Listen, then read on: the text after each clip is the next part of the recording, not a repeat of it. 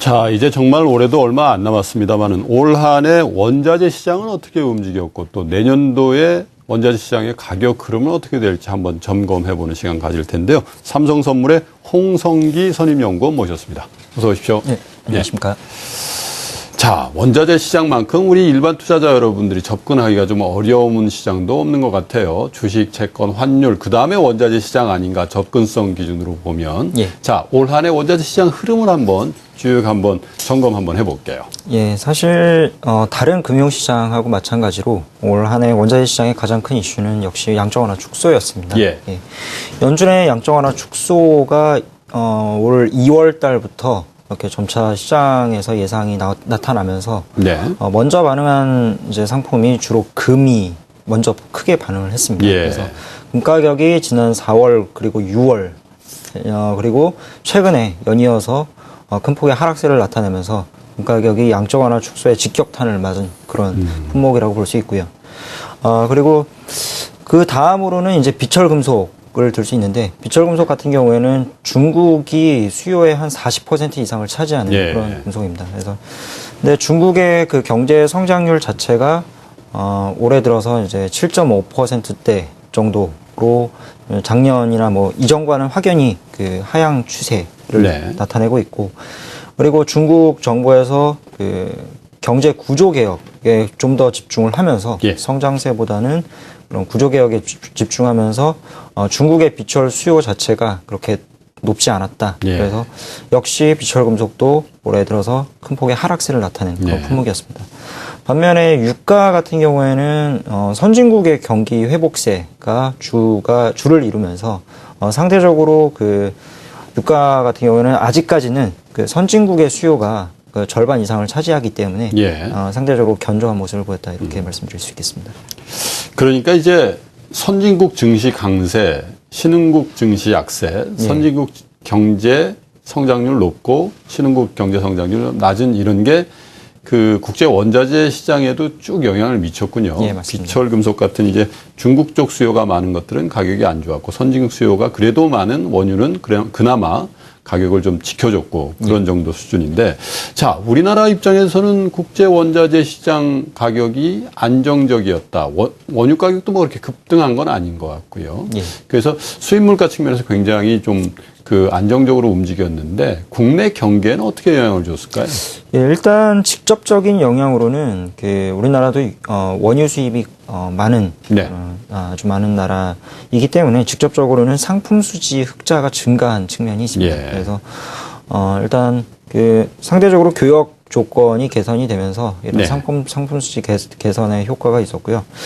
하지만 그 국내 경제와의 어떤 간접적인 관계를 봤을 때는 그 원자재 가격 약세가 그 어떤 원인에서 비롯됐느냐를 네. 볼 때 사실 이머징 마켓의 성장률 자체가 저하되면서 예. 나타났거든요. 그래서 우리나라 한국 경제가 중국 경제와 밀접한 지금 연관성을 가지고 있지 그렇죠. 않습니까? 그래서 중국의 그 자본재나 이런 수출하는 그런 최근에 이제 그런 기업들 같은 경우는 상당히 고전을 하고 있고 예. 그런 측면에서 봤을 때는 그 원자재 약세가 한국 경제 그 저성장과도 좀 연관을 가지고 있지 않느냐 그렇게 생각을 하고 있습니다. 그러니까 원가의 부담이 좀 낮아진 효과, 좋은 효과보다는 수요가 줄은 좀 예. 부정적인 효과가 우리 경제에 더 악영향을 줬다 이런 얘기가 될 텐데 예.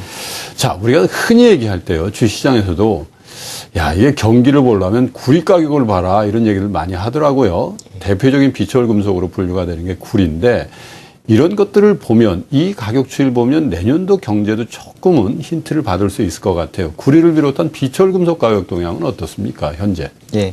일단 비철 금속은 앞서 말씀드린 바와 같이 올해 굉장히 그 고전한 품목 중에 예. 하나인데요. 결국에는 중국의 그 경제 성장률이 지금 뭐 내년 성장률 목표치가 7%다 아니면 7.5%다 뭐 이런 식으로 여러 가지 얘기가 나오고 있는데 중국 경제가 결국에는 내년에는 약한 회복세를 나타낼 것이다. 이런 네. 식으로 컨센서스가 이루어지고 있는데 이에 따라서 비철 금속도 올해와 같은 급락세보다는 내년에는 바닥을 다지고 하반기 무렵에는 상승세로 전환이 되지 않을까 이렇게 예상을 하고 있습니다. 다만 좀 품목별로 최근에는 좀 차별화되는 모습이 계속해서 나타나고 그래요? 있습니다. 그래서 이제 구리 같은 경우에는 지금 과거 한 5년간 상당히 공급이 타이트한 금속 중에 하나였습니다. 그래서 네. 구리 가격이 공급보다는 사실 수요 측면의 영향을 더 크게 받는, 왜냐하면 공급이 워낙 제한이 되어 있고 예. 그래서 구리 가격은 수요가 증가할 때 급등을 했다가 수요가 좀 안 좋다, 세계 경기가 좀 안 좋아지고 있다 하면은 또 급락을 하고 이런 식으로 상대적으로 구리 가격이 세계 경제 성장률과 굉장히 밀접한 관계를 가지고 있었는데 그러네요. 이제 내년에 이제 그 시장의 전망은 구리의 공급 환경이 좀 변하고 있습니다. 그래서 구리 같은 경우에는 공급이 굉장히 크게 급증을 하게 되는 환경 속에 놓여 있기 네. 때문에 내년에 경제 회복세에도 불구하고 구리 가격은 좀 상대적으로 약세를 나타내지 않을까 이런 예. 전망이 계속되고 있습니다. 자, 경제는 회복하는데 구리 가격은 조금 덜 탄력적으로 움직일 가능성이 있다. 예. 사실 우리 시청자 여러분들이 구리 가격에 관심이 있는 건 아니고 예. 구리 가격으로 내년도 경제 또 내년도 주식시장 전망을 해보는 건데 예. 그렇다는 얘기는 지금까지 움직임하고는 조금 다르게 갈 수도 있다. 이런 말씀으로 들려요. 자, 근데 또 관심이 가는 게 제가 그 예고에서도 말씀드렸지만 최근에 우리나라에서도 금 가격이 많이 빠져서 이제 돌반지 금 한돈 하는 경우가 이제 늘어난다는 얘기 아닙니까? 보니까 올해 들어서만 한 29% 국제 금시세가 좀 빠졌다 이런 통계가 있던데요. 이거는 어떻게 봐야 될까요? 그 양적 완화 축소를 앞에 두고 있었을 때 대표적인 안전 자산이잖아요. 그죠? 예. 금을 이제 팔고 달러 쪽으로 간다. 그리고 위험 자산 쪽으로 간다. 이렇게 해석을 해야 되는 건지 아니면 금 내부적으로 국제 금 시세를 움직이는 수요 공급 측면을 더 많이 봐야 되는 건지 어떻게 봐야 될까요? 사실 그 지금의 금 가격 하락은 그 과거 이제 상승 추세, 장기 상승 추세의 예. 끝이다 이렇게 보고 있거든요. 아, 그래서 대세가 끝났다. 예. 사실 이미 2012년 10월, 2012년 8월 달에 3차 양적 완화가 시작되지 않았습니까? 네. 근데 이제 2012년도에 1,800을 고점으로 해서 금 가격이 양적 완화에 의한 탄력을 더 이상 받지 못하고 하락하는 모습을 나타냈거든요. 네.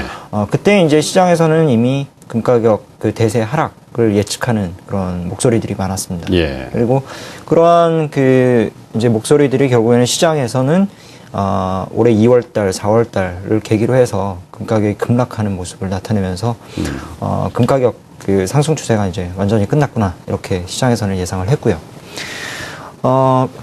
가장 큰 이유는 결국에는 그 거시 경제 환경입니다. 그 네. 미국의 양적 완화 축소 그리고 한편으로는 또 유럽발 리스크, 시스템 리스크가 올해 들어서는 굉장히 그 안정되는 모습 잠잠했죠. 나타내지 않았습니까? 그래서 안전자산으로서의 금 수요가 과거보다는 훨씬 감소한 측면도 네. 있고요.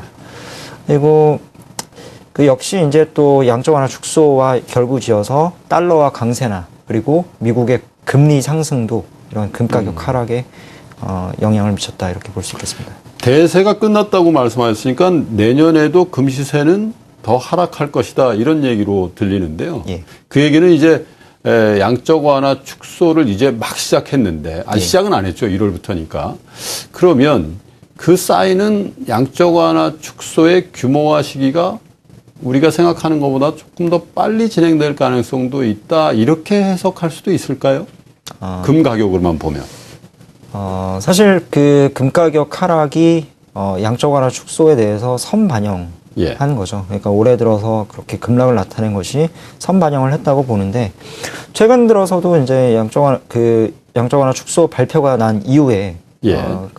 그 다른 여러 가지 상품 자산이나 금융 자산들을 봤을 때 가장 이제 하락세가 크게 나타났었거든요. 예. 근데 역시 그 양적 완화 축소에 대한 예상을 나타내고 있고, 근데 사실 저는 그렇게 그게 양적 완화 축소의 그 속도나 시기를 선반영한다고 생각하지는 않습니다. 그 정도까지는 아니다. 예, 왜냐하면 결국에는 그 양적 완화가 이제 내년 중순이나 또는 하반기에 종료가 될 것이다 이런 예상이 컨센서스고, 그리고 금 가격 또 그거에 맞춰서 이미 선 반영을 하고 있다. 그래서 네. 예, 그렇게 보고 있습니다. 그러니까 하락폭이 뭐 급하게 진행된다니 그럴 것 같지는 않고 완만하게 금가격이 더 빠질 거다 네. 이렇게 봐야 되겠군요. 맞습니다. 자, 원유 얘기를 또 우리 산업 이런 걸 생각하면 좀 해봐야 될 것 같은데 변수가 어떻게 되나요? 미국의 뭐 셰일가스라는 셰일 오일 이런 것들이 이제 나고 미국이 오히려 이제 에너지 수출 국가가 된다는 보도들이 있었잖아요. 예. 그렇게 되면 사실 최대 수입국 미국의 그런 변화가 우리 입장에서 보면 국제 원유 가격은 앞으로는 옛날처럼 폭등한다든지 이런 일은 많이 없을 것 같다 이런 생각도 드는데 어떻게 보세요? 일단 그 미국의 쉘 오일 예. 생산 증가가 국제 원유 시장에 미치는 영향은 점점 커지고 있습니다. 예. 그래서 유가의 그 상단을 어느 정도 제한을 하는 요인이 될 것이다. 그리고 내년 평균 가격이 한 올해 정도 수준에 머무를 것이다. 이런 예상이 상당히 많고요. 한편으로는 또 그 올해 들어서 유가의 상승 압력을 가했던 그런 지정학적 리스크 같은 예. 경우에는 시리아 리스크는 올해 어느 정도 그 러시아와 미국이 타협점을 찾으면서 해결 국면에 접어들었고, 네. 그리고 뭐 리비아 같은 경우에는 2011년도에 그 카다피 축출 이후에 계속해서 생산이 감소한 상태에서 이제 작년에 급증을 했다가 올해 다시 이제 또 문제가 생겼거든요.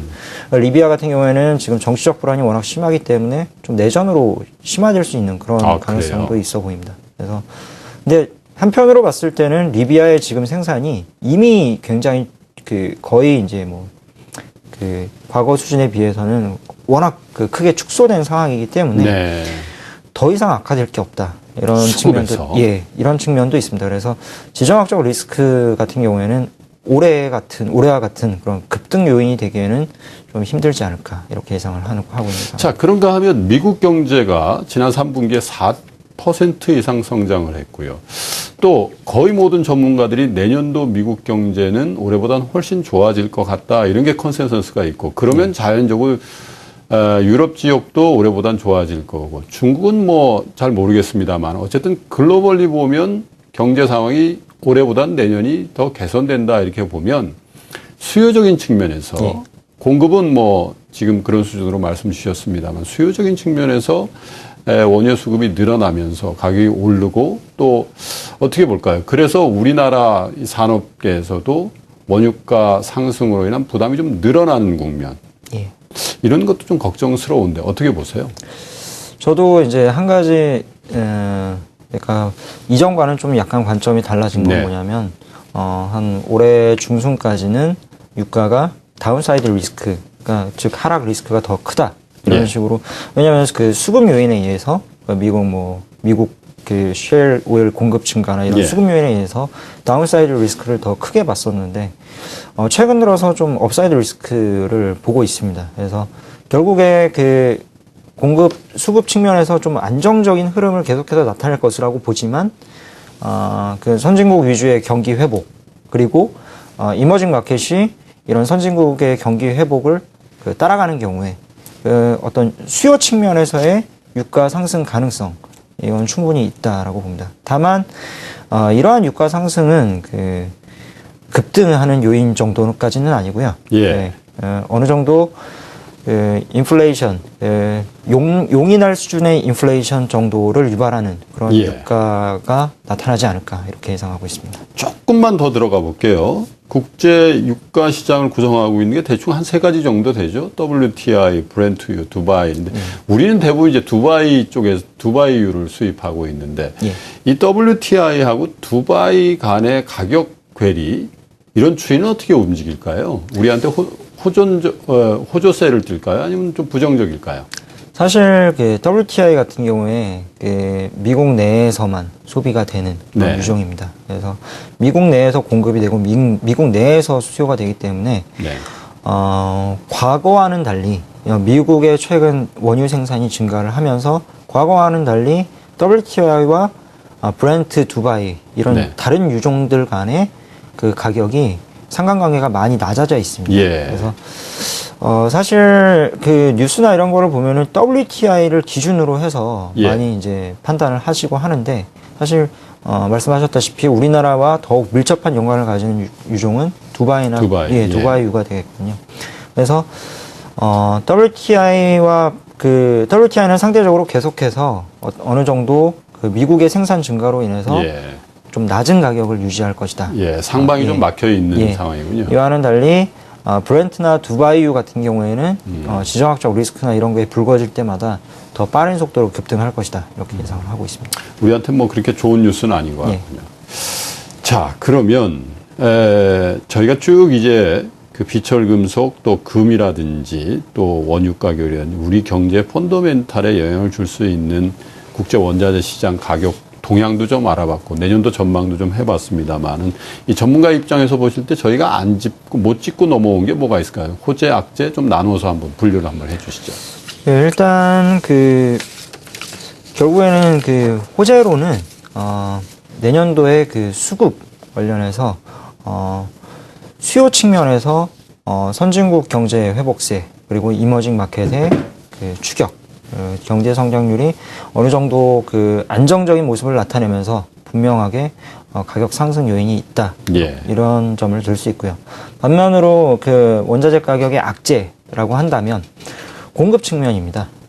주요 원자재 같은 경우에 지금 슈퍼사이클 논쟁도 마찬가지인데 결국에는 과거에 이제 높은 가격 환경으로 인해서 사실 생산 측면에서 과거에는 이루어질 수 없었던 그런 생산들이 많이 이루어지고 있거든요. 예를 들면 셰일 가스라든지 셰일 오일 또 비철 같은 경우에도 과거에는 이루어지지 않았던 광산들에 대한 그런 공급들도 증가를 하고 계속해서 증가를 해왔고 그래서 상대적으로 공급 측면에서는 좀 가격 상승을 제한하는 요인이 좀 강할 것이고 수요 측면에서는 어떤 그런 선진국 위주의 경기 회복, 결국엔 세계 경기 회복으로 인한 그런 업사이드 리스크가 존재한다. 이 정도로 보겠습니다. 셰일 오일하고 셰일 가스가 어쨌든 저희가 체감하지 못해서 그런데 국제 원자재 가격 혹은 전체적인 경제에도 굉장히 큰 영향을 주는 것 같아요. 이렇게 설명을 듣다 보면 지금 현재는 미국하고 캐나다 정도만 상용화를 하고 있는데 보도를 보니까 중국이 사실은 매장량이라든지 이런 것로 보면 미국보다 더 많고 중국도 이제 상용화에 이제 박차를 가하고 있다 이런 뉴스들을 본 적이 있거든요. 어떻습니까? 중국이 만약에 셰일 오일에 대한 셰일 가스를 조만간 생산하게 된다든지 하면 이 세계 에너지 시장의 판도의 변화가 좀 있을 것 같은데 전문가 입장에서 보실 때 어떻게 보세요? 사실 매장량 자체는 중국이 굉장히 많은 것으로 추정이 되고 있지만 생산 기술이나 또는 어떤 매장층의 위치나 이런 기술적인 부분에 있어서 중국의 셰일 개발은 좀 계속해서 어렵지 않을까. 시간이 좀 걸리는 문제다. 이렇게 보고 있습니다. 특히 셰일 개발에는 또 물이 굉장히 많이 중요하게 사용이 되거든요. 근데 중국의 셰일 매장이 돼 있는 그런 지층이나 이런 지역을 보면 상대적으로 물이 상당히 부족한 지역이 많습니다. 어떤 그런 기술적인 문제들 그리고 또 한 가지 미국의 셰일 개발에 있어서 가장 중요한 역할을 한 것들이 미국의 독립 에너지 기업들. 그래서 개형 에너지 기업들이 먼저 시작을 한 것이 아니라 독립 에너지 기업들이 시행착오 과정을 수십 년간 시행착오 과정을 거치면서 그렇게 발전되어 온. 사실 어떻게 보면은 미국 자본주의의 어떤 중요한 미국의 자본주의로 인한 어떤 중요한 발전이다. 이렇게 볼 수 있거든요. 그래서 상대적으로 중국에서 이런 인센티브가 주어지기가 좀 힘들고 그래서 계속해서 좀 중국의 개발은 시간이 걸리지 않을까 이렇게 보고 있습니다. 다만 중국의 개발이 물론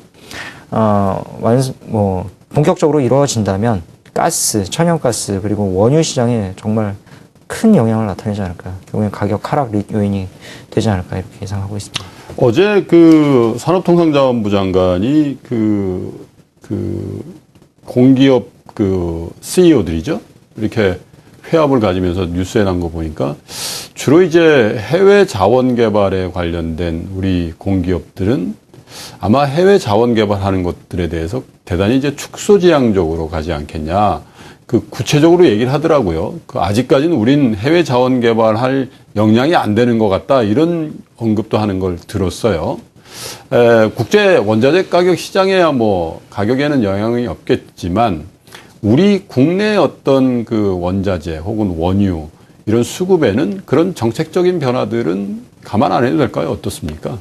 사실 그 원유 시장에서 국내 정유사들이 차지하는 비중은 상당히 큽니다. 예. 하지만 정부 비축이나 또는 그 정부의 그 자원 개발 측면에서 사실 우리나라는 국제 시장에서 아주 작은 편이고요. 어떻게 보면은 그 자원 확보라는 측면에서는 상당히 중요한 부분이긴 하지만 그동안에 과거에 이제 좀 비전문성을 가진 그리고 좀 주먹구구식의 개발이 이루어진 것도 사실입니다. 그래서 좀 더 이제 정부 위주의 그런 개발이 아니라 사실 민간 상사 위주의 개발은 계속해서 꾸준히 이루어지고 있거든요. 그리고 성과를 내고 있는 부분도 있고 그래서 사실 정부 위주의 개발보다는 좀 민간 위주의 개발을 정부가 뒤에서 지원하는 그런 측면의 노력이 사실 우리나라 그 한국 경제 측면에서 더 중요한 부분이라고 생각을 합니다. 네. 알겠습니다. 마지막으로 원자재 시장 내년도 전망을 이렇게 종합적으로 해주시고요. 투자 아이디어라고 할까요? 어차피 원자재 시장에 대한 참여도 일반 투자자 여러분들도 다소 있고요. 또 주시장도 간접적으로 투자 아이디어를 좀 가질 수 있을 것 같은데 투자 아이디어도 한번 정리를 한번 해주세요. 예, 크게 이제 원자재 시장을 봤을 때 금 시장은 내년 상반기까지는 그 하락 추세를 크게 벗어나지 못할 것이다 이렇게 예상을 하고 있습니다.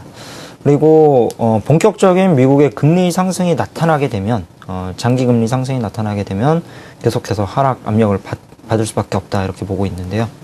다만 그 천불대 수준에서는 어느 정도 그 생산 원가 때문에라도 지지세를 어느 정도 나타낼 것이다 이렇게 보고 있습니다. 그래서 만약에 금을 부동산과 같은 어떤 장기 투자 자산으로 여기신다면 향후에 이제 1,100불 이하로 금 가격이 떨어지게 되면 한 뭐 10년 이후를 내다보는 투자로서는 괜찮은 투자가 될 수 있다 이렇게 보고 있고요.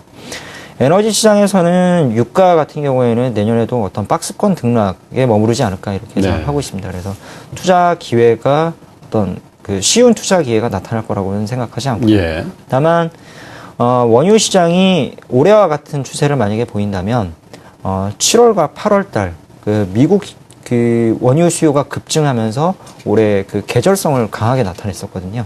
그래서 올해도 그 7월, 8월 물 원유 시장에 어떤 매수를 가져갈 필요가 있지 않을까 이렇게 보고 있습니다. 그래서 그런 계절성을 감안한 투자가 상당히 유효할 것이라고 생각을 하고 있고요.